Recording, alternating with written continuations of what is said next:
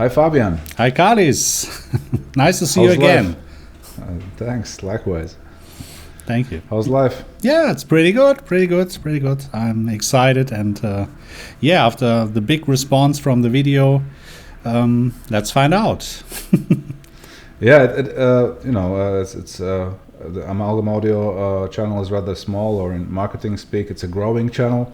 But the engagement of the viewers was really high, and the quality of the comments, well, yeah, thanks guys, that was really amazing and useful.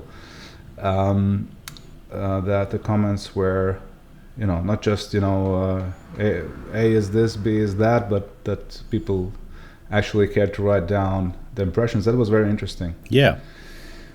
And I was honestly very, very positively surprised by how close a lot of you guys have gotten with this, with your guesses. Yeah, me. Without having, and that's the point. We didn't have the real amp in this even, yeah. But people were just going by what sounds most natural, and of course we gave this like a clue in that we think that Quad Cortex is probably the most authentic sounding at this point, and so people went a bit by that, probably, that they guessed, well, if this is the most authentic sounding, then that might be Cortex. But yeah, sorry, I interrupted you. No worry. Yes, I was also thinking that people really took time and listen, to headphones, through studio monitors, and hopefully not by mobile phones, because you don't hear anything there. And that was really surprising. And also the comments that some guys were really getting in detail what they are hearing at specific devices. And that's really nice, because after listening back, it's really tough, actually. You have to listen carefully. Yeah, I know, because I failed the test. Yeah, you failed it, yes. Yeah, I got only one right. Yeah. And that's coming from the guy who did the captures, right? So, and yeah, so let's do the big reveal. Yeah, but once again, actually, it's a good sign. It's a good sign, because with every unit, you get killer results. Yeah, totally true. Yeah, so so the big reveal. A is indeed Quad Cortex. A is Quad Cortex, that's right. What is B? B is NAM, the neural amp modeler, and then of course C is ToneX. Yeah, and I can say what threw me off, why I got ToneX and NAM confused. And some clips, C, which also some of the viewers commented on, sounded harsher. And I know that NAM has a tendency to be more high-end. Okay, not maybe, again, I said maybe it doesn't have more high-end, but it might have more dynamic range than the reference, and it seems like it's brighter, so I went by that. So that might be NAM, because I didn't do like a critical listening comparison between the captures that I did at all, like before your clips. Actually, sure. I had actually in that sense no advantage, so I didn't know any better. And yeah, it turns out that in some scenarios ToneX is perceived by the human ear as being well, yeah, a bit harsher. That needs to be said what it is. And what do you have a guess? What would you guess why that is? I think for me, using the pedal platforms actually in the rehearsal space and live, that was something I always felt with the ToneX pedal, not the software. We need to talk about the software maybe later, but for the pedal, I always felt it's a little bit more plastic sounding, but we're talking about the very last 3-5%, not plastic at all. Just from, if you listen really carefully to the bass and maybe to the high end, it behaves in a different way than the software. For example, if you go direct into your sound card and then go to the the AW. That's a different story. That's Okay, something I always that's something I always felt when dialing in the tones at my studio, and I was really happy. And then I took it to the pedal and then listened back to the pedal. Of course, there's ADA going on when you go in front of the sound card for sure. But still, there was something I was thinking, it sounds different. Not bad, but it sounds different, and that's always something that I was hearing when comparing the pedals. Not so with NAMM. Not so with NAMM. NAMM was really close. Yeah, you have told me this already previously, and I'm personally oblivious to this because I haven't done any. I almost have never used the pedal. I must admit, honestly, I'm not a fan of the whole interface. How it's it's quite cumbersome, and I don't have a use case for the pedal anyway. So sure. So it's different with Quad Cortex. It's always on the pedal, or and it's straightforward. Also, easy to deal. Absolutely. Controlling it from the computer. And but yeah, so I had the impression that maybe just a guess again, intuition. Maybe ToneX seems harsher or brighter because some of the other stuff is missing a bit. Could be. And that's what I've read. At least I'm not strong on theory and audio. I mean, I've read a lot of stuff, obviously, but I wouldn't consider myself, knowing this stuff in depth. But one of the things I've read is that harshness is perceived. It's not like just the amount of treble, but how smooth basically the frequency response is. So if it's a bit jagged, like there's some stuff like peaks and valleys in there, and it's not completely smooth, it actually adds to the perceived higher harshness. And it's a little bit like when you have a screen and it says HD or it says 4K. Something like this from the resolution might be in the sound system pretty much. That explains it to a really, I guess so. Yeah, and so that's what threw me off. That's why I guessed those two wrong.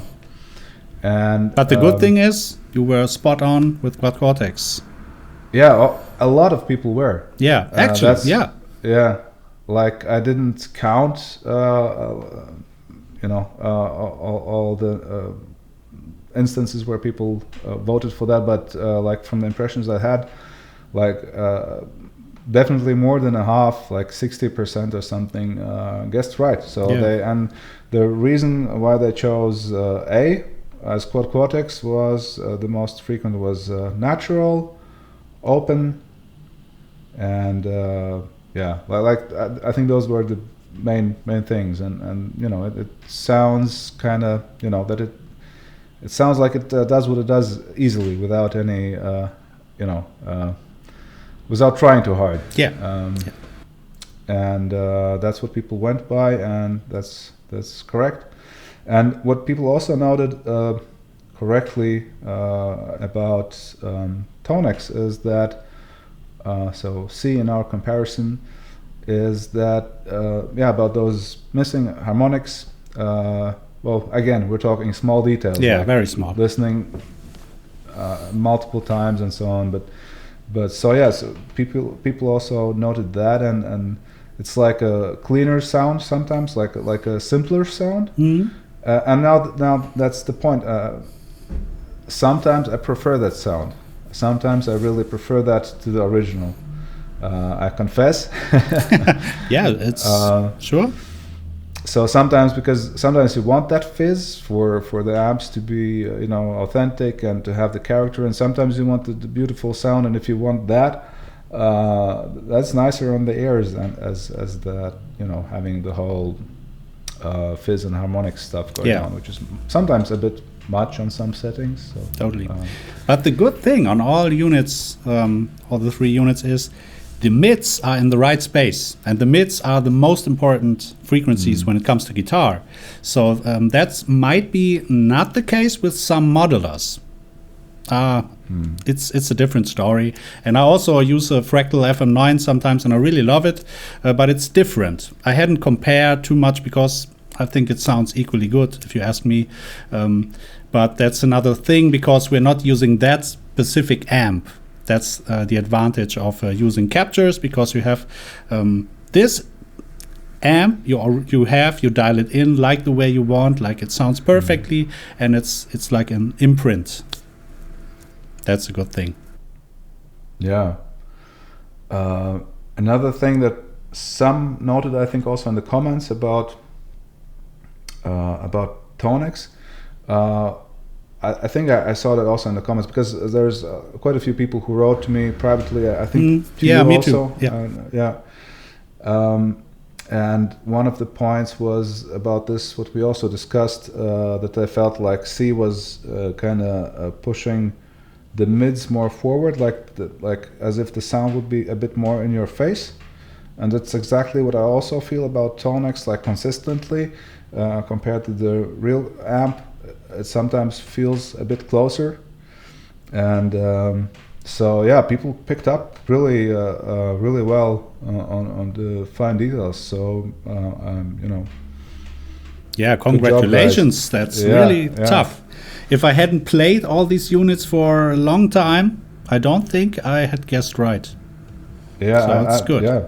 Yeah, totally. It's I honestly I don't believe in this myth about the golden ears and all that. I think it's like 95% training. That's all it is. Yeah, that's true. I don't think there's but that means that the audience that we have here is well trained. Yeah, that's very good. So and they were listening on some good equipment. And I also yesterday I tortured Mitch Malloy a bit. We buddies. Nice. We're talking every now and then and about gear and sounds and he has like an amazing setup in his studio and a well-trained pair of ears and he wanted to know which is which, and I said I won't give him that answer before he commits to giving me the details. What does he hear on headphones, on his fancy monitors and all that? So he obliged, and same thing. He heard really well. Nice. This, again for the C, the same stuff that we spoke about, like this like a mids push thing that seems things come closer.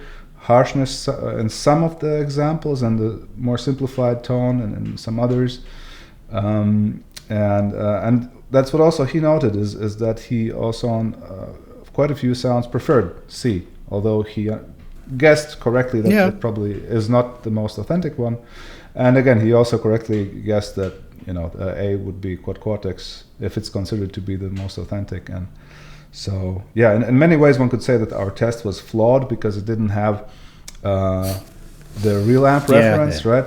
But it was even the more actually interesting how and if people will see and perceive this difference. And as we promised, we're gonna deliver together with answers another and even more critical comparison, because fair enough, to say any claims about what is more authentic, you need the real amp in there for sure. Totally. And this first comparison was more like the scenario as most of you guys will experience this. You don't have the real amp there, or even if you have the amp, you don't have, you will never dial it in the same way as it was dialed in, because of how analog stuff is. You can't dial in two amps exactly the same, and no way. Components are not the same, and you can forget about that. So you cannot repeat that test, and you get the experience as you would when you get some captures, and but it was very insightful, I would say. Absolutely, and it was a lot of fun. And actually, that's what I wanted also to say. It's not important to have a null test here, because all people listened, they made their own mind. And that I think that's very important, because I believe that some things can't be measured, especially if it comes to tone and sound. Yeah, it's a tricky statement, right? Because then you kind of commit to some voodoo that cannot be measured, right? Another dangerous position to have. Yeah, could be. Yeah, have you watched that video from Leo Gibson where he talks about how the dynamic part of the sound is not completely captured by null tests? Or am I imagining things? I think he spoke about Yes, I watched it. Okay. And yeah, totally agree. And that's what I was saying. And one other thing. People argue that that an amplifier, a tube amplifier, always sounds different in every situation because the voltage and everything. So how you want to measure it when it's every time a little bit different? So I think that makes it absolutely very hard to null test, actually. Am I right? Yeah, I don't know. Yeah, well, I mean, there's a lot of ways to look at it. I think sometimes people like to exaggerate this, that tube amps sound different every time. It's there is some truth to that for sure, and one of the variables is voltage, and of course it depends, how stable the voltage is in your space. Yes, it is very stable here where I do stuff, and I also have a stabilizer for that stuff. Okay. So that is a very important part to have like a quality mains, but and of course there are components who can deteriorate over time and get worse and change the sound, or and sometimes when some components get worse, you might even like the effect in the sound. It's not like it's musically bad or something, but I mean, yeah, there's stuff that can change and does change, but like on a reasonable time span, it's not going to be like a night and day difference if the circumstances are not very different for whatever reason. You go to a different space where there's like, I don't know, 20 volts difference in wall outlet voltage. That might be something that you hear or even feel, rather like compression if it's less voltage, for example, and stuff like that. So but yeah, I have a different take on this aspect of null tests, because as you might know, Amalgam Audio started with a hardware product, or at least something that had, was intended to be a product, and we did 2 prototypes of an amp that was at its core based on my old AC30 with Albion transformers, and we researched it a lot and measured it a lot and did a really authentic clone of it. And what was inevitable, the clone sounded slightly brighter and a bit more dynamic. Probably the output transformer, the materials that go into it, and so on. And there's probably a lot of ways how you could counteract that. And the difference wasn't huge. It was actually tiny. But those null tests did way worse than comparing some captures of the same amp that I've done. So that's, just a perspective. Yeah. So and another thing, another thing. If people, for example, like a Silver Jubilee, so and they see a video of someone dialing it in and it sounds perfectly, very nice, I want to have that tone too. The problem is they buy a Silver Jubilee, which is actually, if you compare them A to B, will be actually not the same. Not at all. It will differ a lot, actually, because of all the potentiometers. Because if it says, okay, we're here on 6 or on 10, it doesn't mean it will sound the same on the other. Almost of nothing, course, of course, the tolerances are very small, but I guess you can get more close with a capture than actually buying the same tube amp and comparing it. I'm shaking my head because you said the tolerances are small, not on the pots. On the pots, the tolerances not on the pots. Yeah, the tolerances are what, plus minus 20%. That means that's a lot. On the worst, like there's exceptions, of course. There, like some products that are picked for more precision and stuff like that. But that's usually the kind of stuff that nobody uses for guitar amps. in the worst case scenario, you can get like a 40% difference between. I mean, of course, that's an extreme, but I mean, you can, in theory, have a difference of 40% between kind of the same pot, and that's one pot from, in the case of Silver Jubilee, I don't know, 1 million. Yeah. So and all the other components have 5 to 10% whatever.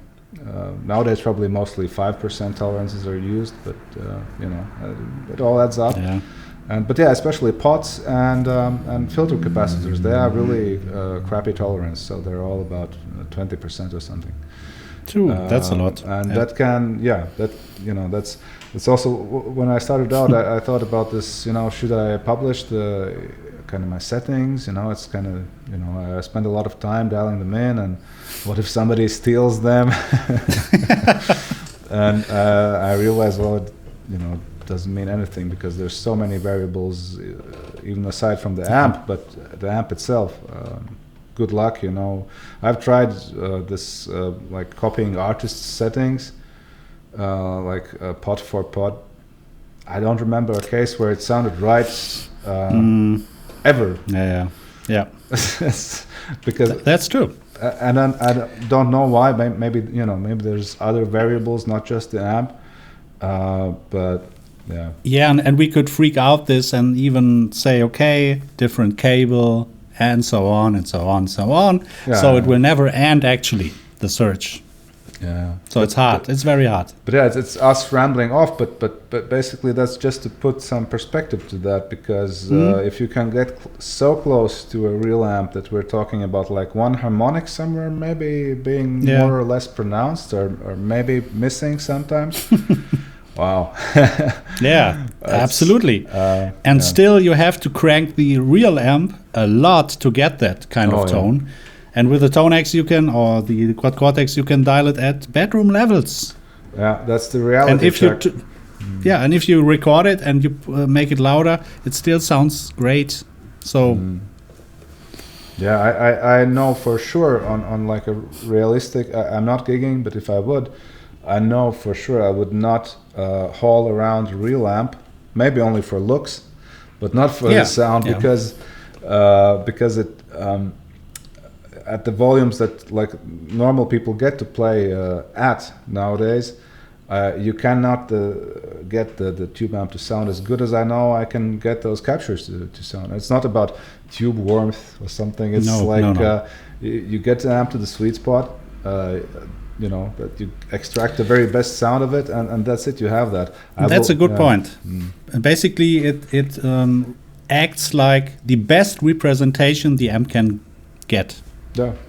So that's the thing. Yeah. And even if you have like no volume constraints, like a arena kind of thing, the mics on the stage, they can be bumped. You have a limited time to set them up. You won't pull out your ribbon mics probably on stage, which to me, give the best sound. At least one part in the mixture, they need to have a realistic, if that's what you want. But you know what I mean. So there's a lot of constrictions that you would even have with this real, like the ideal dream scenario. Even then, you have a lot of constrictions of reality, and it's at this point, this is not like a cheap substitute to go the capture route. It's like you will most probably, with extremely rare exceptions where you maybe have like a crew of people who are extremely professional and have like hours for sound check, and then they can kind of bulletproof the setup that nothing is bumped and moved and something. With those extremely rare exceptions, you're gonna get the best tone if you do a good capture of the amp at its best. I think the bigger the venue, the more it makes sense actually to go to the digital road, if you ask me. Of course, if you have a small stage and you don't have any cabinet on stage, it's a different behavior. But if you use, because you can use the eye captures and different routing options, and you still can use the guitar cabinet on stage, not just the tone through the PA, because I think that's, in a small space, it's very different, especially for rock music, because it doesn't sound, it will be sound different, actually. You need those cabinets, if you ask me. I tried it, and I always felt cabinets are important. Yeah, you mentioned a really good point, because it's totally different worlds. The huge concert, which is PA, for the audience, your amp will not matter at all. They will get a PA feed anyway, and in that scenario, there's like no advantage. To me at least, not feel wise, not sound wise. It looks cool to have a real amp, and I love the idea of having the amp. And I wanted to go that route and say, but you know, you can twist the knobs and adjust the sound. I think for even at this current tech with ToneX and Quad Cortex, the EQ works. It doesn't work exactly the same as on the amp, but it works perfectly fine for what you would need, like a little more or less low end, usually less. Usually, yes. A little more or less presence or highs and that stuff. So, and you know, there's that. And for the smaller shows, you're right. It's a completely different thing. It's basically the amp in the room scenario where it makes sense to have either a real amp or a modeler or a capture device that is amplified via power transfer. Especially if you play, I mean, a gig where maybe there are 3 bands, and 100% the band that has a real amp on stage or cabinet. Let's talk about the cabinet because both are equal. They will have a better tone, a better sound for the audience. The one with a real cabinet on stage. And if you, for example, the first band is playing this whole setup with tube amps on stage or cabinets, and the other one is just going the modular route or the ToneX or Quad Cortex route without any volume from the stage, just the PA, it will sound thinner and less. Less, I guess. I've seen it. Less of everything, Yeah, less of everything. And you're gigging with some of the modular, a power amp, and a real guitar cab. Always, when using, for example, ToneX or Quad Cortex, always using a power amp.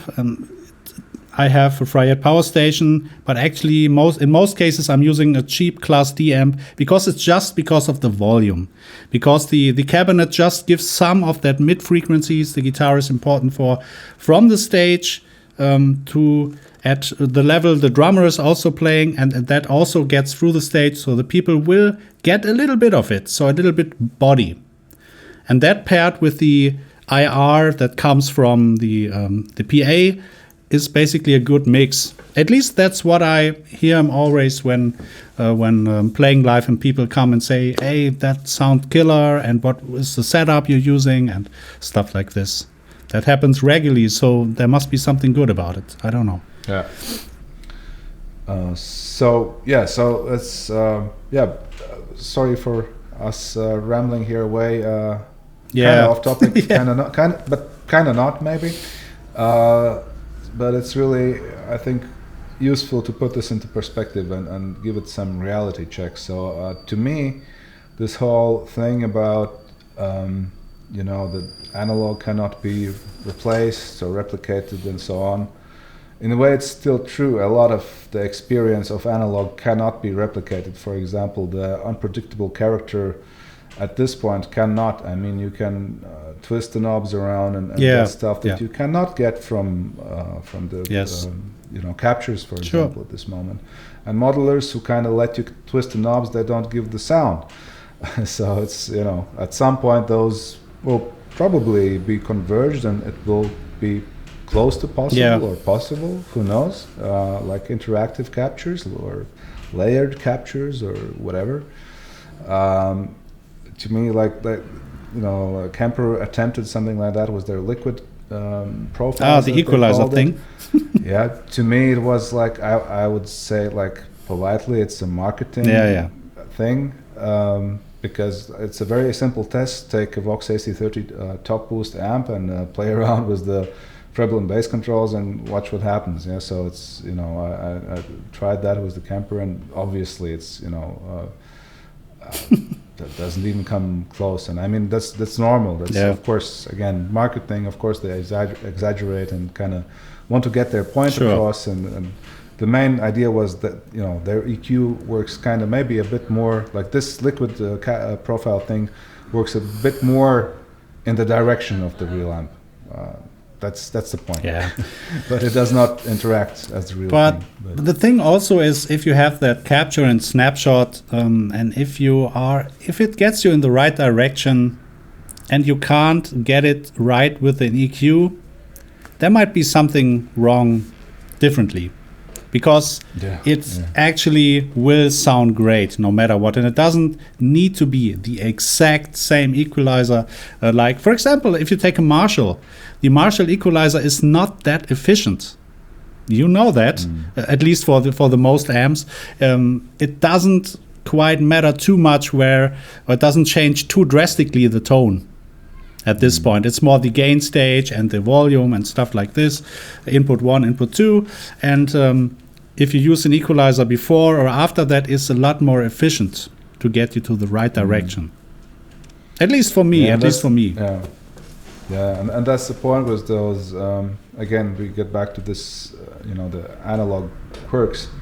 All passive tone stacks are basically crap if you look at it that way. I mean, they don't do what it says on the knob at all, or they do that partially, and then they do like a dozen other things in parallel. Like there's very few exceptions. Like, for example, the orange tone stack that is a Baxendale type. That really does what it says. Oh, okay. That's like the rare case where it gives you less or more bass and less or more treble, and the mids kind of stay where they are, like a fixed point. And if you want a MIDI sound, you kind of reduce the bass and the mids, but you can't get a MIDI sound and a bright sound at the same time, you know. Yeah, sure. But it at least does what it kind of says. And with the rest, like for example, with a, I don't know, high watt amp, where the EQ is actually quite effective. You know, like a flat point is like you have to set mids at 2 or even less, probably somewhere there, and you know. And then I'm asking again, for the consumer who doesn't have the real amp, would it be not even more difficult to dial in the amp if it reacts exactly like the real world amp? Because you already know this, and you told me this. On some amps it's so hard because you must learn how these interactive controls work for the best tones. So I think for most guys, using just maybe an EQ before or after that, or even just use maybe the ToneX equalizer, who has also advanced features, and same with Quad Cortex, you can get nuts with it. I think you can get pretty close where you want. Yeah, well, when this happens, then you know, we can sell presets. Of settings. True that. Actually, that's a good point. That is not really easy to find good sounds if you're not like used to a lot of this stuff. It's like pouring buckets. Like you have 3 or 4 buckets, and you have to pour around, and once you change one, or like the balance of others changes, and maybe I'm exaggerating a bit for some of the amps, but for some it's really crazy. You have to like you just need experience with that to be effective. And but yeah, what I wanted to say is that that we're at the point where one could say, like, as always, kind of some parts of this analog world cannot be replicated yet, but the sound aspect, like of those snapshots, to me that is over. I think you know, this last, I don't know how to put a number on it, 1, 2, 3%. That's like this, like the bad cut era 30, the upper harmonic thing, for example. I don't know if I need that in my life. And if like someone still says it sounds digitally and not warmth and something's missing, you listen more with your eyes, I think. Which is okay, because as I remember a few years back, I was also one of those analog guys, just playing tube amps and everything else sucks, and it has to have tubes, all the other stuff. But invention got further and further, and it's getting so good. So it doesn't matter, for me at least, at all. It's a lot of it's a different thing when you can twist the knob, and it feels different when you have. For example, a Marshall stack in front of you. It looks really impressive. A lot more impressive than maybe a Quad or a ToneX pedal, for sure. As all of them together. Yeah. Sure. Yes, true. You can stack all your pedals as much as you wish. Yes. It doesn't help. But, no. But yeah, it's and I've been even worse. Not only that, I've been my whole life like a vintage snob. I'm also on this technical side a bit, and there, it's also a rabbit hole in itself. Like, of course, the old components are the best, and, which is also mostly, hard to, find actual evidence for that opinion. There are exceptions and so on, but so that whole rabbit hole also is a deep one. So, but yeah, to me this is basically through, and that's interesting. Yeah, that's interesting to see how that will change the markets, or if it will change anything at all a lot. Well, I expected. For ToneX and Quad Cortex earlier, as the version 1 seemed to be a big deal at that point, as it always is. Like, this newest thing seems to people to be, wow, this is better than ever, and then the next thing comes and they realize, okay, it was good, but it could have been better. And maybe we'll do another video a year later and say, wow, Quad Cortex 3 or whatever is now, Sure, but I don't see the room anymore for that. Not at all. Like, not at all. It's. I think the ceiling is basically, you can reach it now. Yeah. So far it's interesting that, like, the vintage amp market hasn't changed a lot. And that's good. That's a good thing, because one thing needs the other. At least the digital guys need the analog world. The analog world doesn't need the digital guys. But also, I guess, I could think that some guys, and I felt the same, when playing, for example, you play a capture of an amp, for example, for a JCM 800, and you never played it before, and you think, I'm using that Quad Cortex just with this tone, I think I'm going to get the real amp. So basically, it's good. So... Yeah, I've actually had quite a few clients write me about this. I've seen some clients on some forum threads mentioning this, that they plan to or have bought an amp, basically using captures as a demo and realizing, well, this is the amp for me, and I'm going to get that amp, and that's fantastic. And from what I see in the market, also the modern production amp stuff is also like a lot of analog amp producers kind of license their stuff to third-party guys or some companies to do their captures of their amps, and it's like an additional revenue stream. They don't see it as that it takes their market share away, which is fantastic, because you don't have to feel bad that you're kind of biting somebody's leg off or something. Like, you feel like a pirate or something. And this is like also one of the reasons why I went strongly into the vintage direction, especially initially, was one of those considerations. But I mean, okay, I can do Marshall stuff of the old stuff that sounds like unique and individual and doesn't sound exactly the same as the new stuff, and I'm not kind of inflicting any damage on some company or something, because I'm offering something that they do not sell anymore. That is kind of the idea. But as it turns out, it's basically a moot point, because it's like coexisting worlds, basically. Actually, and that's great. Yeah. So okay. So what we want to do now is Fabian has created DI recordings of 6 clips. Or, 6 or 7, I'm not sure. Yeah, something like this. So this time around we went even more into the analytical side of things, so less about musicality, more about really critically listening. So it's going to be much shorter clips, even shorter than it was now, more controlled, and we're going to do A, B, C, D. So one of the one of the clips will be the real amp, and the others are going to be a capture of the 3 platforms, everything done at the same run through. So the amp will not be turned off between the sessions or something, so the settings are identical. There's not, there's no other variable than the platform that you're on. I'm really excited about this. Really excited. Yeah, me too. Yeah. But yeah, I was just again, I was surprised by the results, how well people caught on to the differences.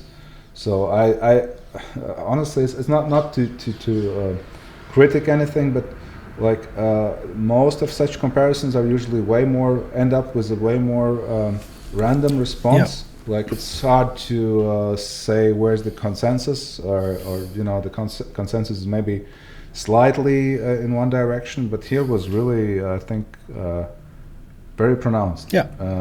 And I find that a good thing. It is a good thing in favor of Quad Cortex at this point, actually, also because you can really hear a difference, as it turns out. Yeah, really.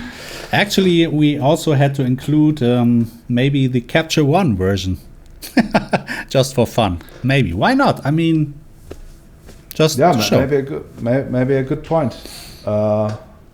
We can't do this for ToneX. You're right. Yeah. But yeah, that's on Quad Cortex. That's easy to do. It's easy. Yeah, just select. Just select that one. And that's also a good point. One thing I noticed I really enjoyed a lot about the Quad Cortex is that everything's in the unit. Also the capture, of course, the capture version 2 you have to do online, but it's great because you don't need a PC just around. You have everything in the unit right away. That's a good thing. Yeah, and they have a genius interface thing. I mean, this whole thing that the switches are knobs, it's so intuitive, and I love that. Yeah. You have to, when you do version 2 captures, you have to control everything over the computer screen, and I'm so used to doing this on the knobs that I really miss that tactile thing. Yeah. Maybe they'll reintroduce this interaction. I don't know. Maybe it's like an update thing. Sure. That hasn't yet soon turned on. Don't be mean, Fabian. No, I'm not mean. It's okay, because it's a lot of stuff actually that's going on, and they really put a lot of stuff in, and that takes time. So yeah, we have imagine the market. Imagine the marketplace they're working on. That would be a dream. If it's finally. It must be huge. Yeah, it must be very huge actually. Yes. But yeah, Neural DSP. If you're watching, please, make the marketplace happen at some point. It's gonna make this into I think the most successful product for this type of thing, because it's really holding it back right now. I don't know how the Helix Stadium will be handling things, but as far as I know, the previous Line 6 stuff is you can export files and kind of do that kind of stuff easily. So that is one version, but I mean, a marketplace would be even better. For example, because the Quad Cortex is the only one from the ones I'm providing my stuff on that's actually safe from piracy and all that stuff. That's a good thing. Actually, that's a really big point. Yeah, big point. Because sometimes you see some stuff online. And it's not great. And I mean, also, again, Neural DSP are really kind in that, before I started out, I asked them if it's fine to do this stuff. Is it okay with them? And they kind of okayed it. They said there's nothing that we can do to hold you back from it, so we're not going to do anything about that or something. but yeah, I'd be more than happy, and I said it in the previous video already. But and I think that's the same goes for all the other third-party guys. It's a lot easier. More than happy. Yeah, it's a lot of to pay their their fee or whatever you want to call it, and just to have a good platform. And I mean, the sales for Quad Cortex already are quite good. But I know from the customer perspective, as soon as it will be like a streamlined experience, because it's also a trust thing, Yeah.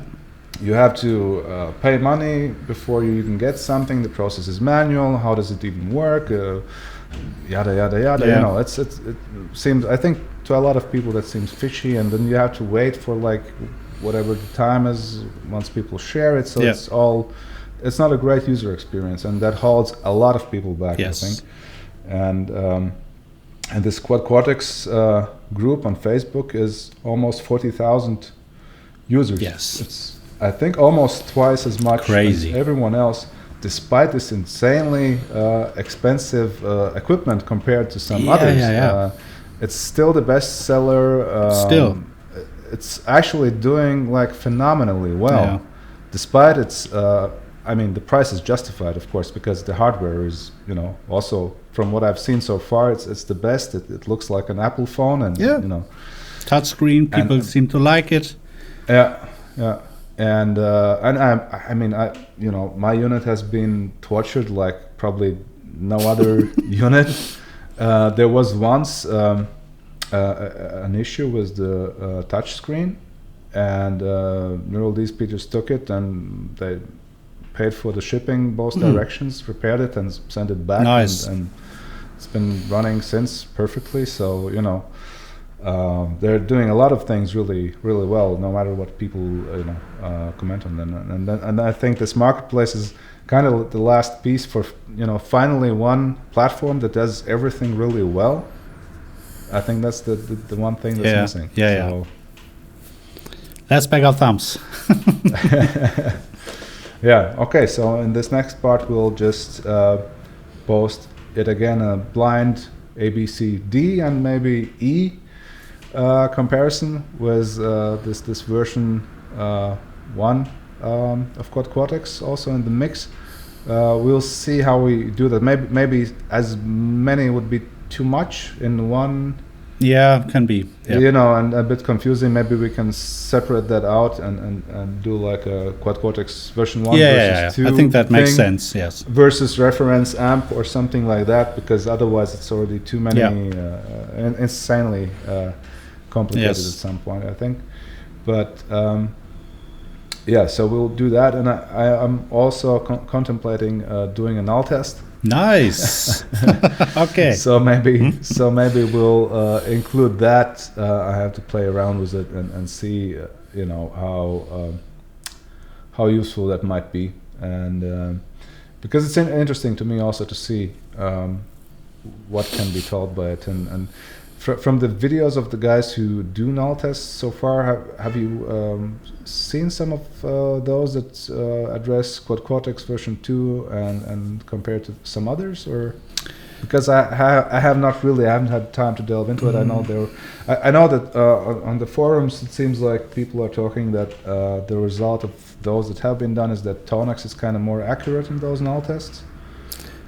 Have you read something similar? No, I haven't seen. I've just saw the Leo Gibson ones, and I don't think he compared already, or maybe I missed it. Could be. I'm not sure. Okay. Yeah. To so research. I don't want to say anything. No. Yeah, me neither. Yeah, I'm not sure how it went, but I've read on numerous times that people are referring to some of those comparisons in null tests where supposedly ToneX was the more accurate one. Well, I for sure can say that at least to the ear, Quad Cortex is clearly the most authentic one at this point, and as it seems, that has been also confirmed by our audience and a great majority actually on the comments and messages that we received. So thanks, guys. Thanks so much. Yeah, that was amazing that you participated in such a high quality way. It was such a good input. Okay, do you have something to add before we go into the comparison? No. So the last time before this first comparison, you mentioned like to give people some stuff on the way that might help, like a small guide, what would help them, what to listen for. And maybe this time, what to listen for is, after this experience that we had, is listen to the harmonics on single note runs. They are more apparent even in the attack phase than on chords. On chords, they are more apparent when chords ring out. So we can also have like a long ringing chord where you can hear that. Listen to if some of the sounds sound simpler, which is again a part of the harmonics and all that. What else? What else to listen for? I think to the bass frequency, especially, like the thumb, you can feel it, and you really, if you listen to the very, very, very, very low end, it's hard because it's hard to detect. But if you train it enough, you really can feel it when hearing it. Little nuances. Yeah, like the punch and low end thing is something that you obviously hear more on monitors, right? Yes. Yeah, it's a different world. You have to learn to hear that on headphones. Yeah. You really have to learn to hear punch. It's a different experience entirely. And close. Yeah. Same with high end. Also, I would like to say the very top fizz. Yeah, and the closeness, how close something sounds, that might also change and be a giveaway. And another thing is, of course, the compression characteristics. If those change, how do the compression characteristics latch on to the attack of the note? Does it cave in the same way? Does it compress the same way? That's another thing. And I think that's the main stuff. Yeah. And if you do captures, listen to the noise floor. It will always tell. That's very easy. You don't. No, don't listen to that. Don't listen to that. No, because it ignore will. Ignore the noise floor. Whatever you do. The funny thing is, the more noise, the more real it seems to sound for our heads, because that's the experience you have with the amp. But by the way, as for I called it to be a delusion. If somebody still believes in tube warmth and that for those captures, well, it's probably not entirely true. because funny enough, this noise floor, which is white noise or pink noise and whatever kind of noise you can find there, it actually contributes to our perception of warmth. Oh, okay. And I read some interesting, it's an older article about the attempts of simulating like tube sound with transistors a long time ago already. And one of the tricks that they used was this, that they produced more of the correct kind of hiss. Funny. That is there with tube, which makes sense. And for example, it's also it's an entirely different reason why that is, but also, for example, for vinyl same recordings. It's not the same, but good idea. Sure. So it gives you also the perception of warmth, and as soon as you just take that away, it doesn't sound as warm. That might be the human in general, but if you go way back to fire, maybe fire also has some noise to it, and if you warm your hands on the fire nearby the fire, it's really nice. But if you go to a heater, it's the same. But our perception is fire is more vintage. I don't want to hear those comparisons when talking about amps and fire and sure. Crackling fire noises. You had these experiences. Yeah, almost. I think I haven't had open fire.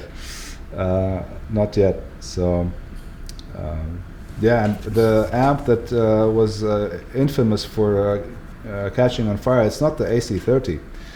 People often talk about unreliable boxes and so on, and Yeah. blah blah blah. It's not the AC30, the AC50 small box. That was the one that really, literally caught fire.